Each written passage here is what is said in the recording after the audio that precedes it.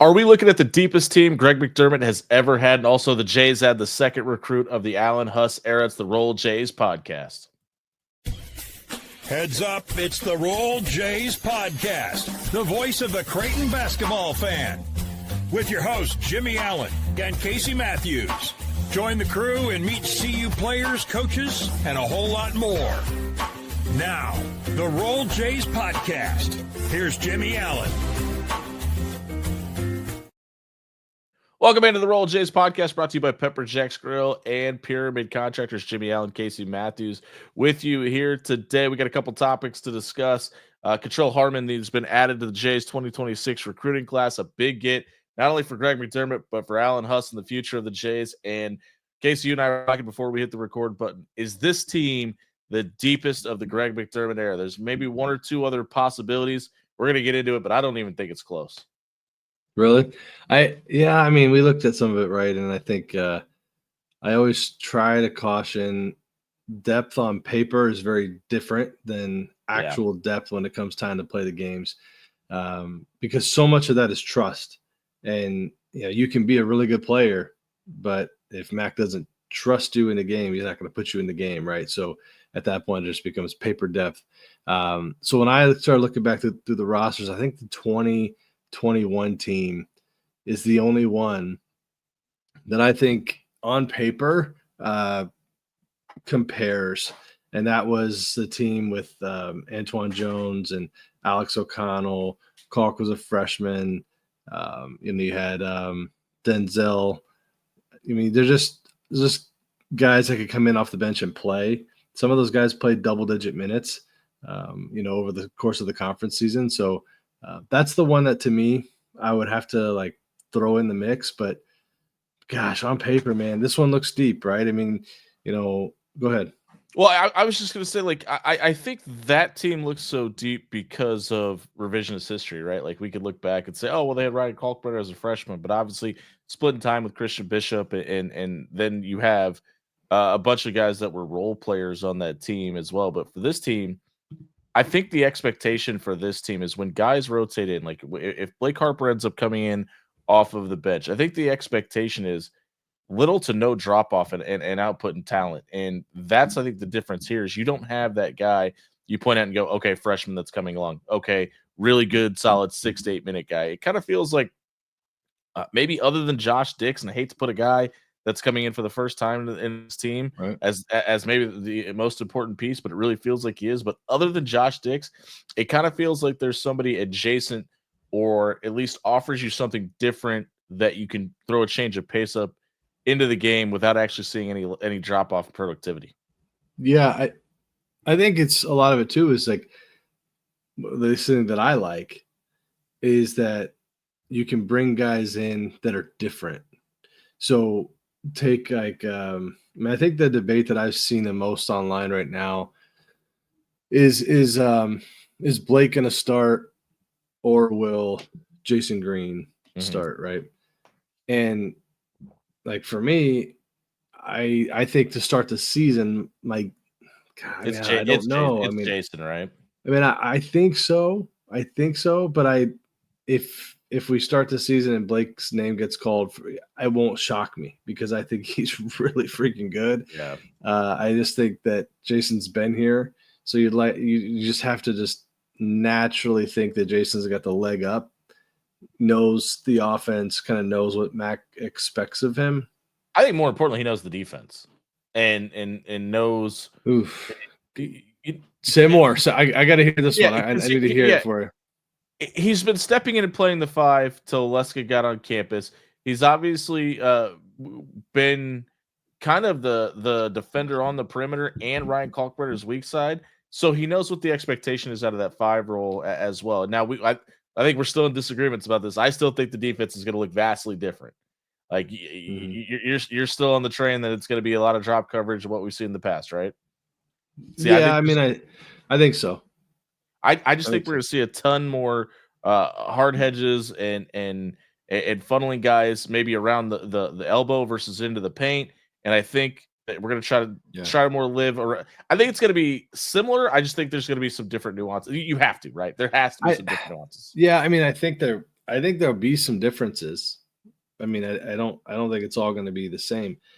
I just think at the end of the day, what we've done for 5 years is pretty ingrained into who this program is and what this program does. And again, I'm not saying that you're going to try to fit a square peg in a round hole. Like if Owen can't play drop and we're not good with Owen and drop, then I certainly think Mac will switch, and go to some other type of coverage. But I think at our core, look at our one of the things about this staff is that numbers and analytics help make decisions, right? And I think analytics and all those buzzwords, depending on who you talk to, like most teams go, oh yeah, we're big in analytics.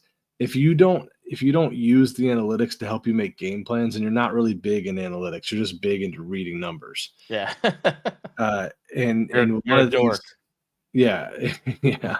And one of the things I'll say about Mac and Huss in particular is they do an excellent job of looking at the numbers and then using them to help them make a game plan. And what you've seen statistically is that with drop coverage, we're better defensively. We give up less points per possession defensively when we're in drop because we're forcing teams into that mid-range jumper. Here's the other thing is this will be a year where we have some serious length at the guard position. So whereas one of the things we've always been big on is called rear view challenges, where even if, right, you get hit on the screen and you're trying to get over and then you're still going to contest late. Well, with a little bit more length, those late contests, those rear view mirror challenges are going to be even more effective. So I really do believe, I could be wrong. I've been wrong one time before. But I do believe we're going to stay in drop. But again, it could be different, but I just don't know why we would go away from it. I really don't. Casey, the Miami Dolphins used to be really good at throwing the ball downfield when they had Dan Marino, too. I mean, a lot of the reason they were so good at that drop coverage is because you had a legit 7'1" rim protector named Ryan Kalkbrenner. I know. Now, listen, I know. Maybe you didn't hear this. Ryan Kalkbrenner's now in the NBA, and I think that's got a little bit to do with why I think it's going to change so much. But like, I know what you're saying. I still just really think like, Kalk was so good at so many different things. So like, defensively, we saw him when he got switched onto a guard against DePaul. We've talked about this in the tournament, right? Like Kalk was, he was special. I'm not saying that Owen is going to fit into that, mold or anything like that. I'm just saying, I think what you've seen is a recipe, for how to do it. And that's the other thing is like, yes, Kalk is I'm not taking anything away from the big pal, but he was coached too.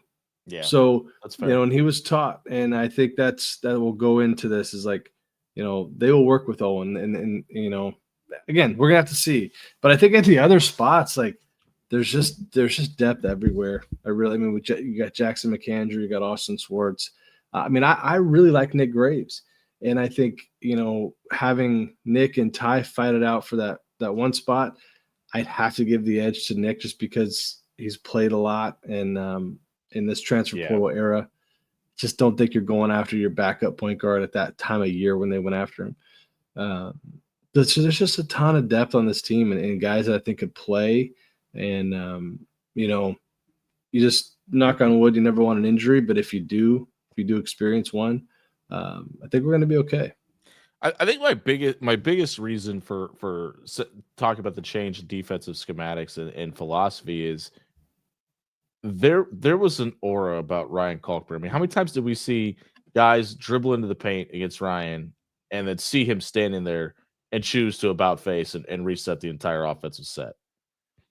No offense to anybody that's on this team right now. Nobody's going to have that effect that's on this roster. And not that that's the end all be all and the only reason to run drop coverage, but I think it was so effective because of how many times you've seen guys try Ryan Kalkbrenner and he rejected every single one of them. And there's a little bit to that when you're talking about guys that handle the ball. Now, I'm not saying that drop coverage can't work. I just don't think that's what suits this roster the best. Like, I like what you were just talking about there with the depth on the wings. We want to talk about depth on this team, one to the end of the bench. We've never seen the length of a team like this in Omaha either, and that I think is what I'm the most excited about, because everything we just talked about paint presence, I think this team's going to have that presence around the perimeter, just because once you get past 1'6" guy, there's a 6'10" guy waiting for you. Like, everybody has size on this team, and I'm really excited about that. I mean, even you talked about Blake and Ty a minute ago. Both those guys are longer point guards than we've really seen over the last couple of years as well. No offense to our guy Stephen Ashworth, but I think this is the team that when you're walking out of the chai or you're turning off the TV after an away game, when you're asking why aren't we going after bigger guards? Why aren't we going after more length? I think this is the team a lot of Creighton fans have been waiting for, just from that standpoint. And that doesn't mean it's going to equate to more talent or better wins, but from a getting off the bus standpoint, this is kind of really what Creighton's lack of drop off after you get past 1 through 5, and B, size across the board for everybody. Yeah. I mean, I think any fan's going to want that. I mean, I think for me, the thing you have to look at right away is you need some other guys to take a step. You need Jackson to be a consistent shooter from perimeter. You need Nick to be able to hit open ones. You need Josh to continue to show what he's shown over his career, because Stephen was such a threat shooting the rock that when he was across half court, you had to respect it. And so I think that's interesting, because you're going to need those other guys to really be consistent threats to keep the floor spaced, like you need it offensively. I'm actually going to pivot away from the 1 through 3, 4, go back to the 5 spot. But before you get there, can I ask you a quick question? Because this is something I've been kind of noticing, and I want to know if this is a Greg McDermott versus Alan Huss type thing, or if this is just the way this team is developing and shifting. Is it feels like there's more of a focus to get guys that are good on ball screens, and we're going to talk about Katrelle Harmon here in a minute. And that's obviously one of his big focuses, but everything we saw Nick do at Charlotte was off the ball screen. Not everything, but I mean that was kind of his go-to move. We just saw them add Kerem Konan, who gives you that lob up aspect at the rim, but also is really good out on the perimeter, can shift his feet, set screens, and move off the ball. Do you think that's more of an Alan Huss thing? No. Okay. I know what you're saying. I don't. I think it's one. I just think it's basketball now. I think it's not part of it. It's not like Steven wasn't doing that. It just seems like this is kind of one of the heavy focuses going forward. I mean, listen, Al is a heck of a recruiter, and he's a heck of a basketball coach, and he's very detailed and does a ton of research when he's recruiting. So is he looking at the ball screen, how they are offensively versus other play? 100% he is. I just think if you're going to play in this pro style offense, you have to have some type of ability in the ball screen, and they're not going to recruit you if you don't. And I think that's why you look at when some of our guys go to the next level and play in the NBA, and you kind of read and hear some of the stuff that the GMs are talking about, about the YU draft. They always say, well, they played in an up-tempo NBA style offense already. They kind of know how to play in space, know how to move the ball. Those are just staples of Mac's offense. And I just think they know you can't be successful in this offense if you can't play in ball screens. Yep. If you already brought up Kerem and the lob threat. That was the first thing that the first message I got when talking to some of the staff was, about him coming in was, we need him to be able to be that lob threat when he's in the game. And so I think that's obviously something that this offense is known for, and hopefully will continue, because it's so much fun to watch, when he's in there. But even defensively now, I think that's another thing too. We talk about our staff and players and all those things are great, and the fans. What's cool being a part of this and like covering the team is there's other people out on social media that cover this team as well, and they do a great job. I happen to see a couple of videos posted about the ball screen, or I'm sorry, just defense, from Konan and switching 1 through 5, and I sat and watched, and it was impressive. His ability to get out and guard the ball, play in space. I really like it. I like it, and I think it's part of that depth conversation. It adds another dimension, to what we can do defensively. Well, one guy that we haven't talked about that's been officially added to this roster too is Liam McChesney, who follows Alan Huss to Creighton. Is a guy that's going into his 7th year of playing basketball, but the opposite end of that spectrum is the one true freshman on this team that can shoot the ball lights out of the gym, in Hudson Greer. So you've also got like this weird aspect of this team where it's like we're really, really old in some aspects, but I think a lot of the highlights you're going to see this season are from some of the younger guys like Jackson and Hudson as well. So there's going to be this weird morphing of this team into, you got all these really talented young guys, but there's also this really old aspect of this team. How do they blend and how they mesh? It's a great call. I mean, the Hudson Greer is a stud, and all indications are he's playing very well. Having a hard time keeping him off the court. Yeah. So I think that's another one that's just, I mean, look, like at the end of the day, someone's going to get left out. It's just, you can't play 10, 11 guys. You can't do it. And so it's a good problem to have if you can. It is. But I mean, look, it's part of the whole thing with Konan coming in, right? Is how does this impact, Alexa, and that one's interesting because, there were reports, he just got to campus a couple weeks ago, and something about like someone was saying his passport and visa, like that was, by the way, not true at all. His visa, and he's had it. I don't know why that was said. He was waiting. He was waiting for his like summer league dead, right? Wasn't it like something with his current team or something? Well, no. So the rules are you can't be here and participate in Kara hours, which are on court hours. You only get so many in the summer unless you're enrolled in classes. So there was no point in him being here when he was already, because he played in the summer league, his summer stuff. He wasn't going to be in classes.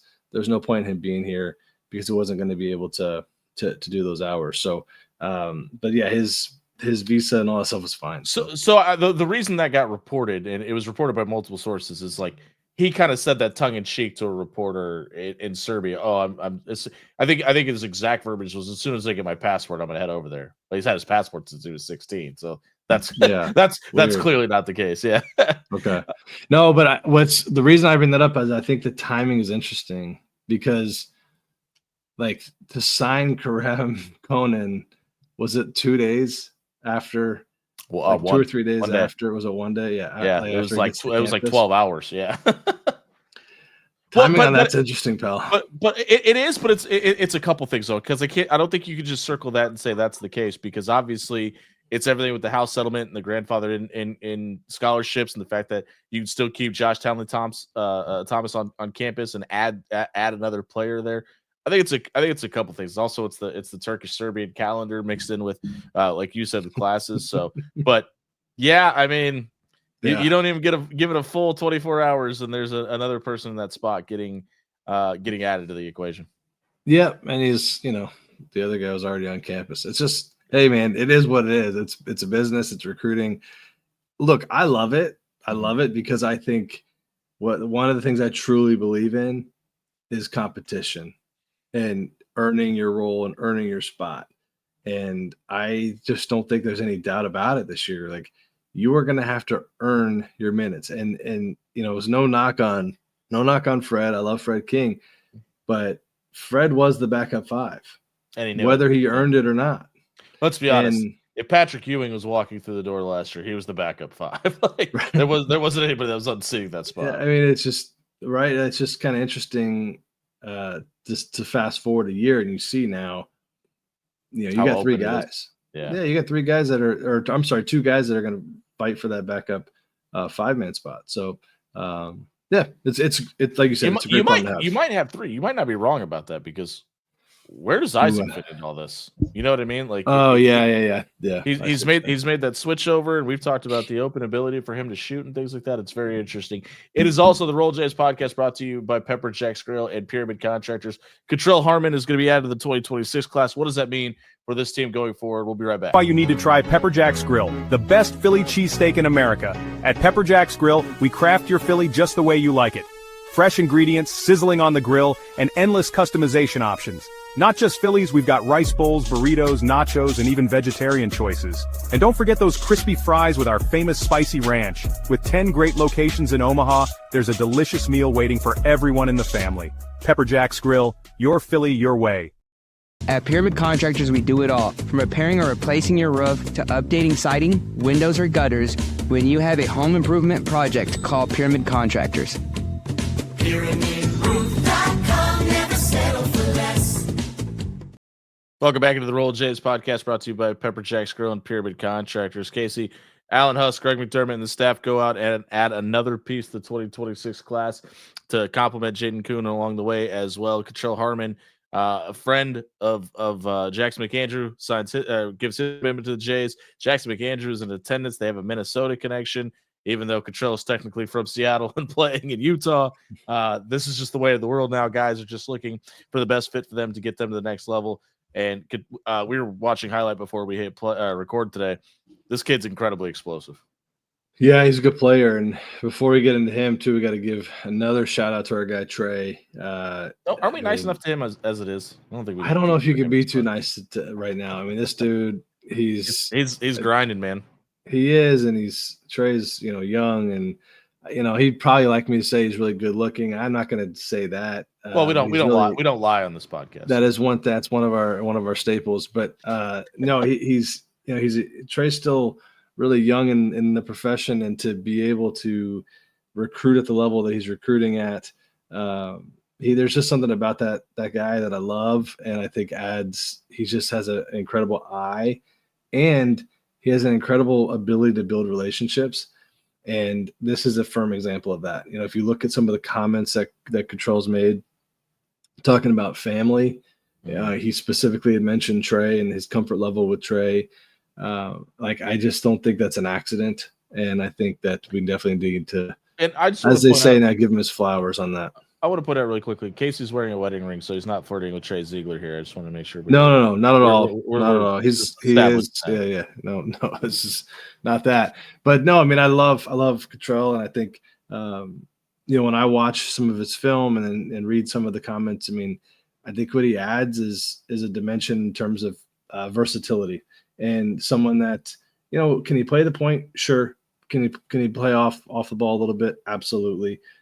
Very explosive, can get downhill, like quick first step, which is something I really like. And he can create his own offense. He can create his own offense, but he can also draw help. And that's where, when you have shooters and you have guys like Konan as a lob threat, where, you can, that's one of the things I think I mentioned it last week. It stood out to me was in some of its style of play internationally, but one of the things that I felt like Konan is really good at is playing in that dunker spot. And so what a lot of times happens is you get your 5-man that will overhelp and try to contest. And then if you're skilled around the rim and you know how to move and find open windows, guys like Cottrell can find you. And this is where, again, fast forward, we're looking into the future a little bit, that could be something that that those two could develop a relationship with and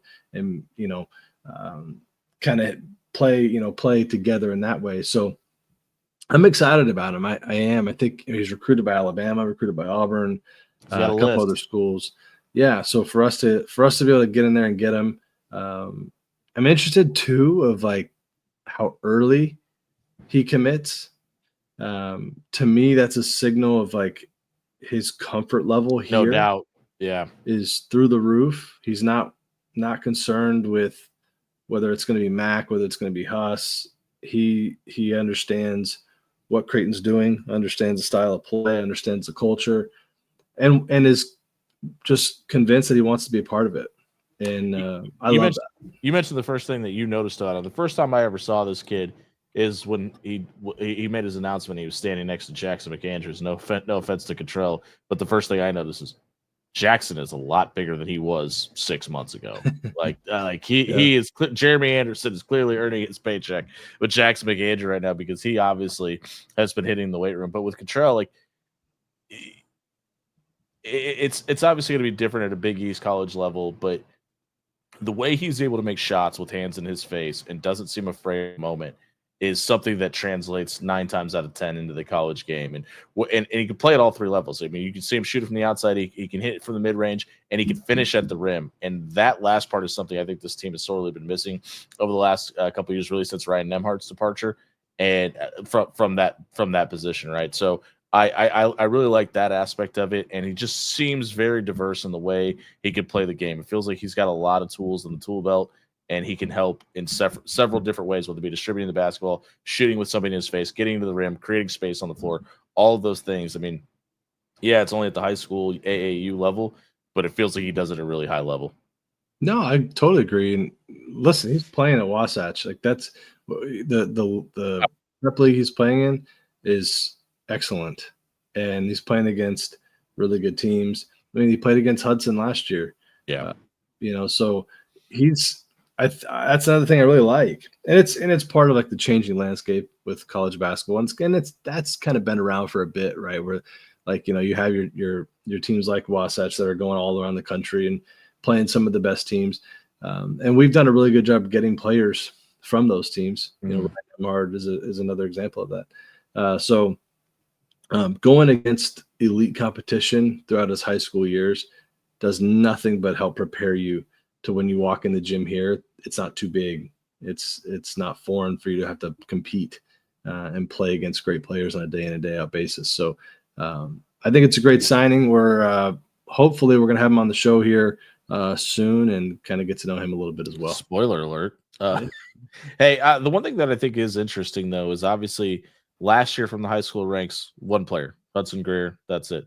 Now you have 2, and it kind of feels like the foot's not necessarily coming off the gas either. So I think it's gonna be really interesting with the transition from Mac to Huss, like where the emphasis is. And obviously it doesn't always have to be the same year in and year out, but like for this, if this is Mac's list last year and we're looking at the 2026 class as Huss's first real true signing class, how does it change from year to year? Because like obviously Mac's philosophy has changed a ton. He talked about wanting to build through the draft versus free agency in the sense of building through the high school ranks versus the transfer portal. And that's clearly changed over the years because it had to. I mean, like you saw the success, and it's undeniable that that's the way of college athletics right now. So I'm going to be really intrigued to see how Huss kind of attacks both the high school ranks and the transfer portal and how those two kind of marry together.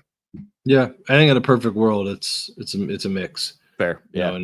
But I think a lot of it all starts with the most important part, which is money? Retaining.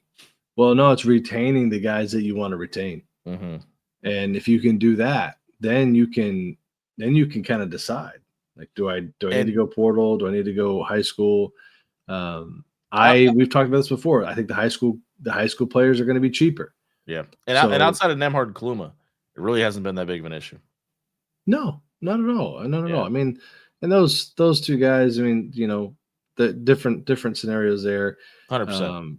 Because on the flip side of that is we had Ryan Kalkbrenner for 5 years. Baylor came back for a second year when he had there was nothing on his radar for playing here for 2. It was a one and done scenario, and that changed. You had Trey that came back when he could have gone somewhere else. So, I think it's just everybody's different, right? Well, it's tip of the cap to the staff too. Like And I don't want to say that the reason Ryan and Art left is because of lack of relationships, but if you could fortify those and they solidify themselves, it's different. I mean, you're going to have guys that are going to come to Creighton to want to leave. I mean, that's going to happen at every single school. It even happens at the highest level for guys that come that want to be one and done guys to the NBA. So I say that to say this, like if it does happen, and if there is a guy that ends up leaving this team that is a higher profile guy, I don't think that's necessarily a knock. I don't think it's the same as it would have been 5 years ago. I think it's one of those things that this is just the way college athletics works. Great call.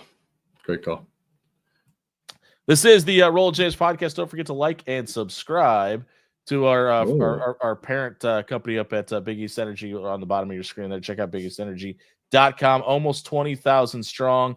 You can join the entire Big East network there with our friends from Seton Hall and Providence and St. John's and Mark and the Hoops Cap guys with UConn. We got wide coverage across the entire Big East. Please like and subscribe today. For Jimmie Allen, that's Casey Matthews. Roll Jays.